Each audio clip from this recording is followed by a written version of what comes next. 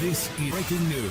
All Brad Pitt's hairstyles, this one was the worst. In addition to his acting skills, Hollywood superstar Brad Pitt has been capturing the public's attention with his famous good looks ever since he first stepped into the spotlight. Often hailed as the epitome of male beauty and referenced in iconic cultural moments, Shania Twain shading him in the 90s will forever be etched into our brains. There's one particular aspect of Pitt's appearance that ties it all together: his luscious hair. The actor's blonde locks have been a hot topic on more than one occasion, especially because he has the ability to effortlessly transition between various styles. Maddie Conrad, an experienced barber with almost 3 decades of experience, told GQ in a 2022 interview, "I can say with authority that the most common photograph that I see behind a chair in a barbershop is of Brad Pitt." However, amidst Pitt's plethora of hairstyles, ranging from buzz cuts to his iconic 90s mane, not all have been hits. While how one chooses to present themselves is purely a matter of personal taste, Pitt has had his fair share of questionable hairdos, with one particularly bad sticking out like a sore thumb. Even a star like Pitt couldn't salvage a slicked-back undercut, but as it turns out, he was kind of forced to rock the hideous look. When Brad Pitt showed up at the Screen Actors Guild Awards in 2014, his usually impeccable hair was not as flattering as we've been used to. The sides and the back of his head were completely shaved, while the remaining hair was slicked back on the top of his head. If the style rings a bell, it might be because rapper Macklemore famously rocked it shortly before Pitt did. You may have also seen the hairdo in Peaky Blinders,